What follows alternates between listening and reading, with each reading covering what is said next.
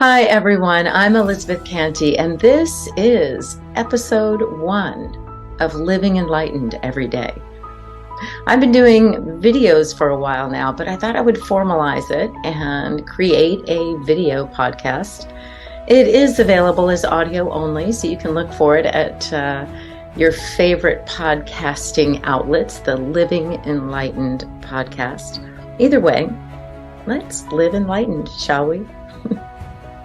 Today, we are talking about what is living enlightened and, how do we do it every day?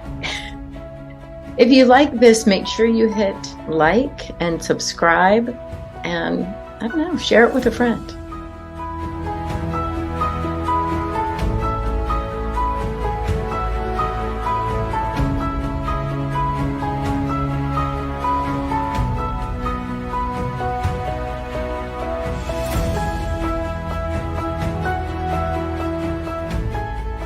Today, we're asking the question, what does it mean to live enlightened? What is enlightenment?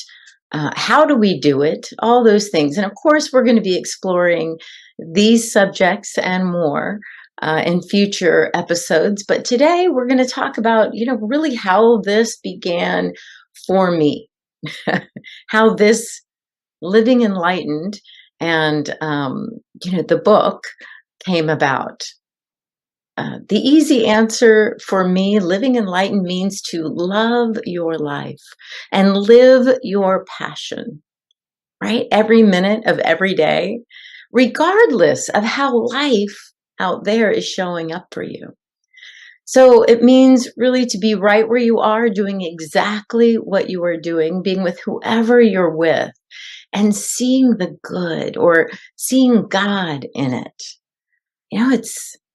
It's that peaceful, easy feeling that stays with you. The first question I am often asked is, where did this idea, living enlightened, come from? So back in 2012, I was co-leading a Course in Miracles workshop. And I had gotten to that point in the workshop where you are asked to remember a spiritual truth or spiritual principle that you're working on for that week, like every hour of every day. But it was a busy time for me. My son was young. I was a single mom, just very busy. I had a lot going on. Sound familiar? So I would, forget. I would forget that every hour I'm supposed to remember this spiritual truth. I would get so caught up in my day that I would forget to check in and remember this spiritual truth or principle. Do you ever forget to remember? I set my alarm on my iPhone for every hour because as busy as I was, I really wanted to, integrate spirit, mind, and body. I wanted to integrate these principles into the busyness and the everyday aspect of my life. And I just wanted to check in and remember to remember. So one of those days I was doing the dishes and the dog was, scratching at my feet because it was past his dinner time and the kids were playing video games, music was blaring, and the people dinner was late as well. I'm sitting in there doing dishes so I can make room to do dinner, and I find myself like this alarm is going off in the background and it's just annoying me. And I remember that it's this alarm to remember the spiritual principle. And it's calling me from across the room to pay attention. And as I interrupt myself, washing the dishes, I walk over to turn off this alarm so that I can know some spiritual truth. And I find myself slightly annoyed and rushed. And I ask myself, why am I doing this? Which, as I look back, it was very interesting. I didn't ask myself, why was I running around like a crazy person trying to get everything done in a rush, hurried, and not having fun doing it all, I'm upset, like asking myself, why am I setting an alarm to remember some spiritual truth or principle that would interrupt me in my busyness so that I could find some peace later on that day? So I ask myself, why am I doing this? And I hear, inside my head, this voice, this soothing knowing, uh, immediately, beautifully, powerfully, and gently, I heard to live enlightened every day. And I still remember that feeling and that moment of stopping and coming to that place within that is peace and joy and love. And it was right there in the midst of the blaring the music and the kids running up and down asking when dinner's going to be ready and the dog scratching at my feet and everything going on. It's all good. It's all God. It's all right there. There was such beauty and joy and energy and love in this chaos in my kitchen in that moment. But I was missing it, because I was in a hurry to get it done, to get to the next thing, to finish so that I could relax, meditate, have some peace in some future moment. But right there, right then in that moment, in that loud, busy gaming, music blaring, dog scratching, dinner late again moment, there was God. There was good, there was love, there was peace, there was joy. I didn't have to wait for it. I didn't have to be quiet. I didn't have to be anything than what I was and do anything other than what I was doing in that moment. It was right there. It was right now. So, of course, I already knew that we don't have to wait for a time for meditation or church on Sunday. We can experience life and peace and love and joy every day, regardless of how life is showing up, the dog barking, music blaring, trash that needs to be taken out, appointments that need to be made, bills that need to be paid. The fullness of life is available to us in any moment that we just wake up to it. So instead of, contracting or shrinking into the activity of our lives, instead of, smushing our focus smaller and smaller and smaller into doing these tasks, we can actually keep doing just what we're doing and allow ourselves to, expand into the moment, into the beauty, into the joy, and experience that beauty in chaos, that love in the energy of whatever's going on. We're no longer waiting for the time that we finish whatever we're doing. So that was a profound change in my life. And I wrote down, oh, I wish I brought it. I wrote down to live enlightened every day, because actually the emphasis was almost more on every day. And what it meant to me at the time was every moment, not waiting for the perfect moment, but every moment. And I wrote it down and I stuck it on the cabinet and I still have it. So that was live enlightened every day. And another question I get all the time is, well, what does it mean to live enlightened? And we are going to be exploring this all through these uh, podcasts. But just to start, I've already touched on it a little bit, but being right where you are, doing exactly what you're doing, being with whoever you are with, and seeing that love, that peace, and that joy, the beauty in all of it, seeing God right where you are, because it's right there. It's always right here. So it's always right here, in whatever we're doing. We sense this and feel this when we're no longer uh, looking for that outside of us in our relationships, in the situations, in the events.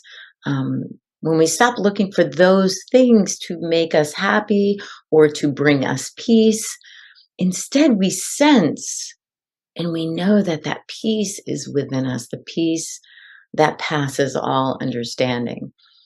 That's our true nature. And we can feel it under any circumstance. That's why we can be doing anything. We can be with anyone and still know peace or love or joy or that quality of spirit that is available to us right then, which is right now. Some people don't think this is easy to do. I get it, right? That situation I described, those hectic moments in our days, or sometimes weeks. It seems like a task. Like for me that day when I heard the alarm going off, I was like, one more thing to do: go turn off the alarm and be spiritual.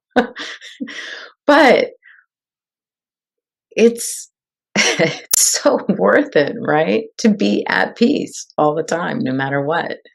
As I said, there have been many, many, many times, many years, in fact, decades, where everything that I felt was kind of dictated by the conditions in my life. And that's how most of us are brought into this world. Most of our parents, teachers, coaches, and others reinforce this belief that we have to keep responding and reacting to everything that's going on out there.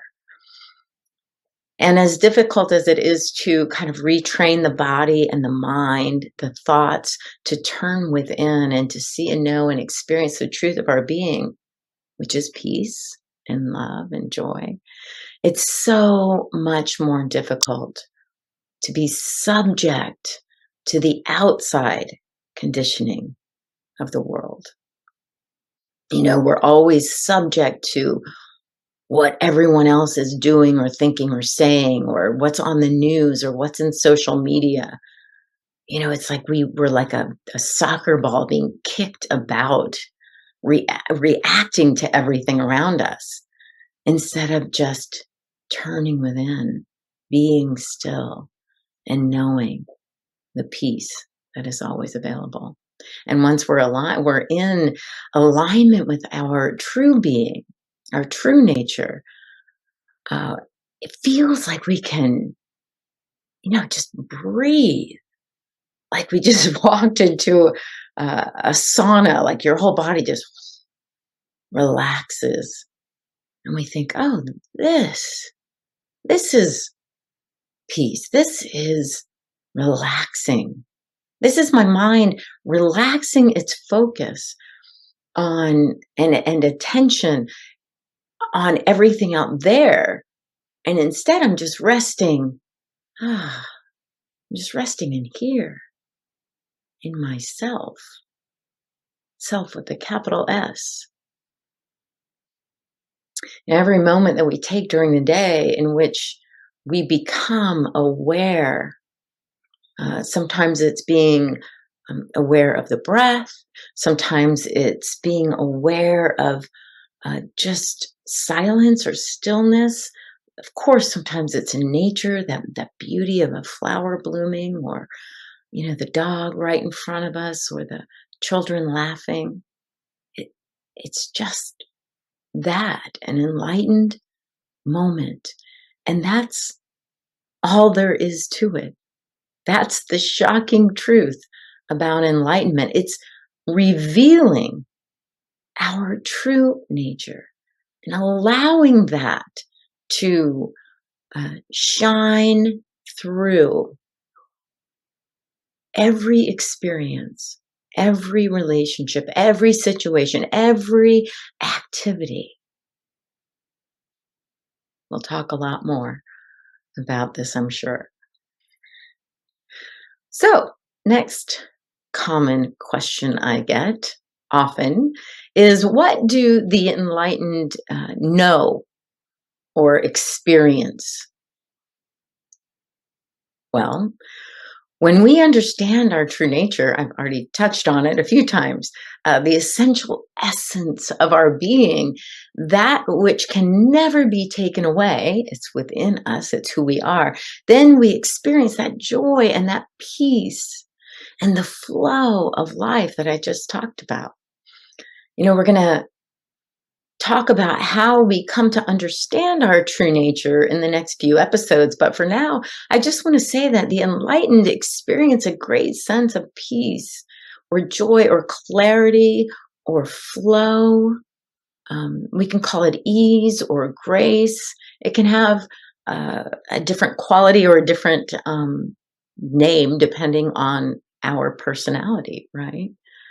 But I do want to clarify something. Many of us hear about the exotic experience or the terms in enlightenment or awakening, like Sahaj Samadhi or Nirvana, which are translated as bliss, or what Jesus spoke about as the peace that passes all understanding. And there are many terms from mystic traditions. And the important thing to understand is that if someone is having sort of an exotic or an extreme experience of bliss or ecstasy, usually in a meditation or something, those are wonderful moments pointing us to just the beauty and the joy and the bliss that is within. But that isn't enlightenment. It's not enlightenment, because enlightenment is our true nature, and our true nature never comes and goes. The truth doesn't ebb and flow. It isn't something that shows up in a moment and then disappears. The truth is always there, and it is usually like our thoughts, our past conditioning, our attachment to the way things were or what we want it to be, that obscures this truth. So we can think of it as like our thoughts or our needs, the desires, the wanting, the judgments, the attachments, reactions, resisting. All of those are like clouds that are blocking this eternal sun that is our nature, the truth of our being, which is love and peace and joy, clarity, flow, ease, grace. And so when we allow those clouds to dissipate, when we rest in the nature of our being, that sun, that light, that peace, love, and joy penetrates through into those same situations, the same circumstances, the same relationships that we've had. It's all still there, but it's our true nature shining through and into and onto and in all of these situations. So there is a peace, a calm, a joy. The peace that Jesus spoke about, it's not exotic or hard to understand. It seems rare until we do understand. Those enlightened moments are those shifts in perception are fun, they're awesome and amazing, and they are a remembrance of what is true. And when we have those peak experiences, or I call them Rocky Mountain highs, thank you, John Denver, we're reminded that peace is more true than the anxiety that I feel in certain situations in my life. Right? So it's a remembrance or a reminder, but they are not the shifts into our actual nature and the ego structure, I guess we could say. But those shifts aren't shifts in the structure of our overall perception. They're not that lasting shift into a perception. And after these extreme moments of bliss or joy or whatever that is, everything kind of goes back to normal. We could say, the ego, the thoughts, and sometimes it can even lead us into wanting, I want to get back there. I need to get back to that peaceful moment or that joy that I just had. And again, we're not in the present moment then. We've kind of lost ourselves.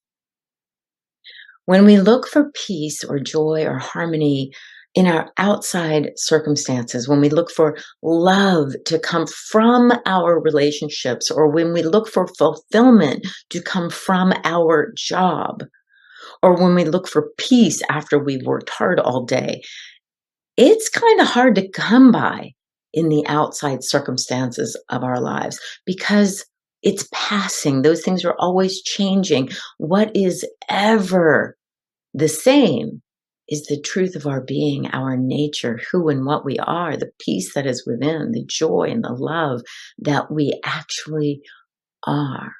That is never changing. And that is always satisfying. And we all experience this. I'm going to challenge you. Well, most of us. I'm going to say almost everyone will experience this at least once or twice a day. Like, for instance, right before you go to sleep at night. Sometimes there's that moment where you realize you've done everything you can for the day, and you just let your mind, you just let go of thinking about what's next. Have you ever had those moments? You just let your body relax into the bed. Your head just sink completely into the pillow, and you just experience peace. A smile maybe floats onto your face. It's like, and just for a moment, it's like there's no thought. There's the peace that passes understanding. It's not because you did something exceptional. It's not because something amazing happened. It's just whoosh, sinking in to peace. The mind relaxes. The body relaxes. Spirit shines through. That is the peace and the joy of enlightenment. It's so average. It's so normal that we discount it. We overlook it. But that's because for many of us, this peace is very, very short-lived, because suddenly the mind will jump in that circumstance. The mind jumps in. Did I forget to lock the door? Did I take the dog out? Did I take the trash out? Or the raccoon's going to get into the trash again, and I'm going to be picking up trash for 4 hours in the morning? It's the mind just spinning and running amok, and the neck tenses and the body tosses, and we've just lost that simple sense of peace. That peace that I just described, let's be clear and honest, that isn't an exotic peace, but it is an incredible peace. That moment that your body, your mind relaxes and spirit just shines. And you feel for a moment, for me, it's like floating or just flow, ease, grace. It's not foreign. It's not exotic. It's not even hard to come by. In fact, it's very natural. We're simply at peace because there's no thought disturbing our presence. Yeah, we're not thinking. Eckhart Tolle has said that his greatest gift to himself has been that he can turn off his thinking mind whenever he wants. That's peace, not thinking. That joy isn't exotic. It's joy because the mind isn't creating suffering. The mind isn't wanting, needing, desiring. The mind has just stopped.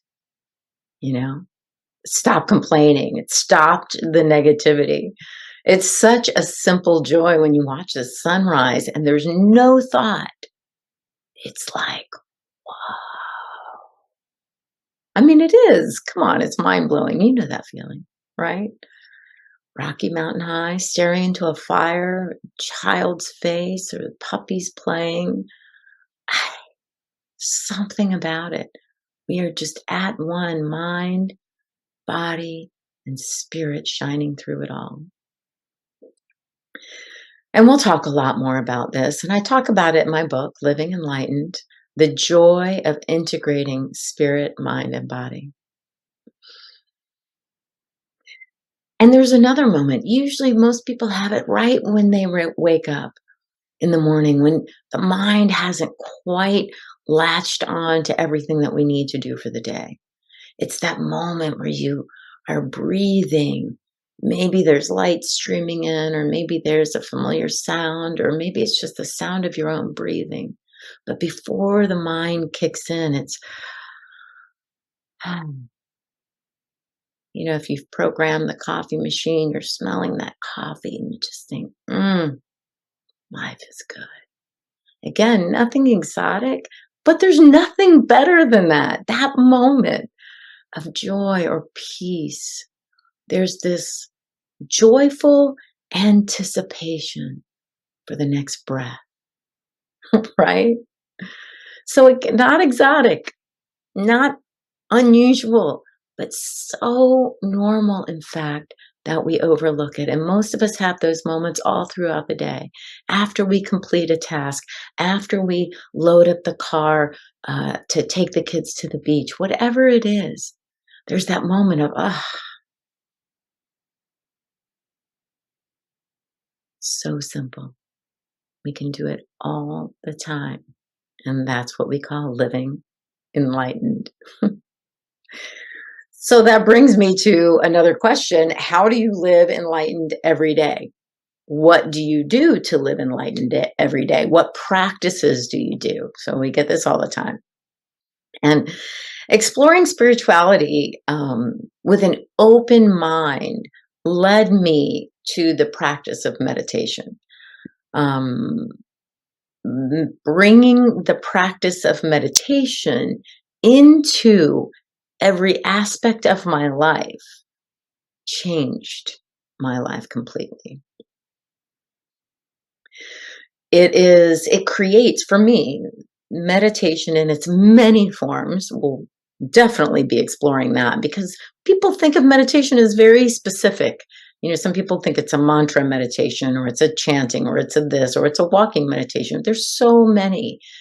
It's beautiful that there's so many meditations, and it's what suits our self. You know, what suits us is a meditation, but it causes, I believe, that shift in perspective. And if you think about it, a shift in perspective is like this. You know, I'm not talking about anything crazy here. If I'm looking here, this is what I see. This is what is in my view right in front of me. But if I shift my perspective, all that is like this. Oh, look at that. Look what's over there. We see differently, turning our attention or our awareness just slightly. Everything changes. That's what meditation is for me. You know, it's like we look in the mirror and we think, oh, I am this. This is what I am. And then you turn your attention just slightly inward and you go, oh, I am this. I am eternal. I am love. I am joy. I'm peace. I had no beginning and no end. There's one. That's all that there is. That is an incredible shift. And yes, I have a personality. And yes, other people perceive me as looking like this, right? All of it, spirit, mind, body. It's wonderful. It's a profound shift, crazy, wild, and wonderful. But it's not a change. I didn't change who I am. This self, capital S, of who I am has always been this. And I didn't change who I was. I just see who I am wholly. I see my essential nature, that which can never be taken away, that which doesn't come and go like the many thoughts that come and go, like the many situations that come and go in my life, like the years that come and go. I am not my body. I am not my sensations. I am not my thoughts. And then we get to explore, well, what am I? What am I then? What is it that has been me since I can remember? Since I've ever said, I am. Since I've been aware of I am. What is that? So we get to explore that. And one of my favorite ways of exploring that is, as I said, meditation. We never need to add one thing to us, to who we are, but we may need to let some things go. Some thoughts about who we are, some thoughts about who they are, thoughts about what's going on, ideas, beliefs. Need to let go of what is no longer serving us. And, it took me a while to get that. I have done all kinds of meditations, music meditations, guided meditations, walking meditations, swimming meditations, walking on fire, um, chanting, drumming, kirtan kriya, sudarshan kriya, you name it, I've done it. Yoga, gotta love yoga. I've done classes and workshops and retreats, silent retreats, music retreats, busy retreats, creative retreats, sitting retreats. I have loved it all. Honestly, every minute of it. Not one regret. Only a deep love for my experiences and my teachers and friends that I've met along the way. And yet there is an easier path. And I do write about it in my book, Living Enlightened, the joy of integrating spirit, mind, and body. It doesn't have to take as long as it took me. And so then, of course, I get, well, tell us about your upcoming book. Well, I wrote this book, Living Enlightened. I wrote it for my son, Max, who has been brought up with these teachings and these principles, spiritual teachings, spiritual principles.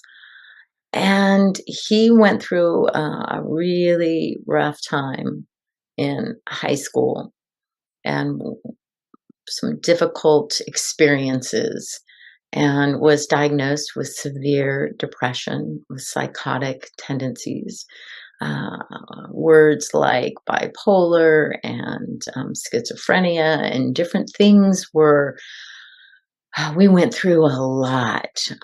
Suicidal ideations, hospitalizations, residential treatment facilities, medication after medication, psychiatrists, psychology, all kinds of things. And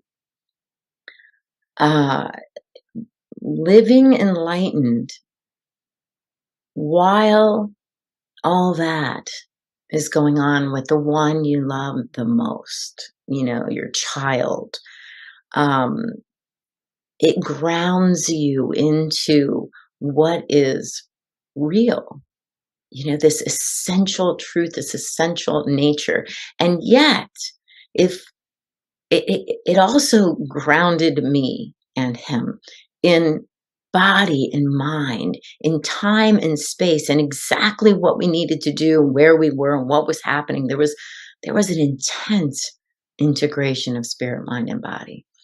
And I decided to write this book in a moment where I thought, if there was only one thing that I wanted him to read, if there was only one thing that he would read, if there was only one thing that he would look at and maybe understand, it was the principles written in this book. It was how I came to be able to live the principles, to be able to love my life regardless of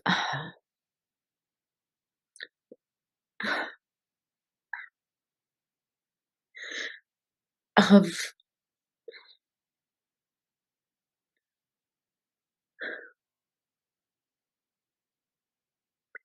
of anything that is going on. That's how I know that this is more real. The truth of our being, the love, the peace, the joy that is within is more real than anything that we're experiencing temporarily. And we can connect with anyone and everyone because of this. There is one life, we are sharing it. There is one reality, we are living it. There is one thing that is always going on. We call it God, we call it life, we call it peace, love, joy, infinite possibilities. So we can call it whatever we want. It's always available. And so I wrote this book for him. And it's simple. It's a path that I took to reveal this truth of my being, to let go of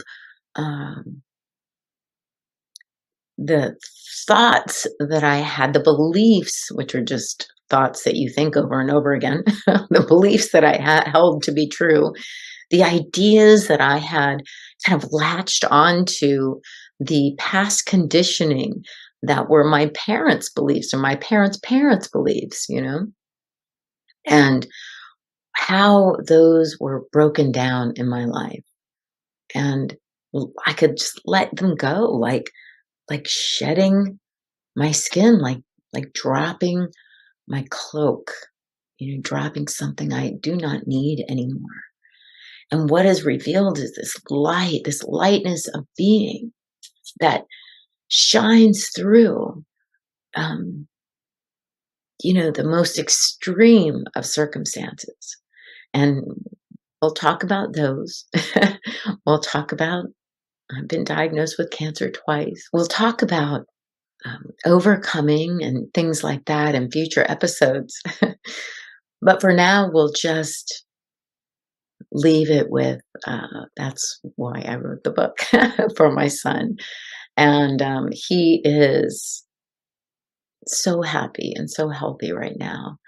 And I know that these principles have helped him tremendously. He is such a creative being, living his life, loving his life, and living his passion. He's a sophomore in college now. And yeah, so I think it would help anyone. If it could help him, it can help anyone. If it helped me, it's possible for anyone to live enlightened every day, regardless of how life is showing up. And so I'm going to invite you now with this to ask me questions. What does living enlightened mean to you? And what do you want to know about living enlightened? And what's the hardest part for you living enlightened? I told you about just the chaos of some days, and we haven't gotten into it, but we'll talk about living under long periods of chronic stress and how that worked and what I did during those times. You can bet meditation was very high on my list, and there were other things too. Where are you on this path of awakening? And what's your favorite part of living enlightened? So I would just love to hear from you and share with you? What do you want to explore in future episodes? So I hope I hear from you soon. You can check out my website. It's elizabethcantey.com. And you can check out my book, Living Enlightened, The Joy of Integrating Spirit, Mind, and Body. It's available on Amazon. Thank you so much for joining me today. I am Elizabeth Cantey, and this is Living Enlightened every day. Be sure to hit like and subscribe. And if you found it helpful, go ahead and share it with a friend. Maybe they're interested in living enlightened every day. Maybe they're interested in loving their life, living their passion. I'd love to hear from you. Go ahead and leave a comment or review, and check out my website, elizabethcantey.com. There's a lot of good stuff there. Join me every week for a new insight into how we can love our life and live our passion. We'll be doing interviews with other authors and writers, musicians, people who are on the path and can share some enlightenment with you. Just remember to laugh, love, and live enlightened every day.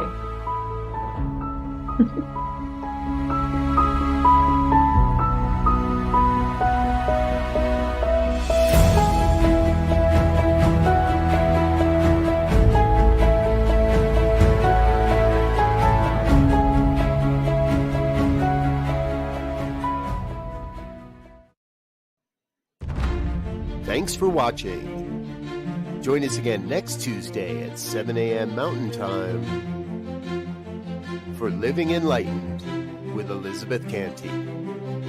Integrating your spirit, mind, and body. Learn more at www.ntmedia.org.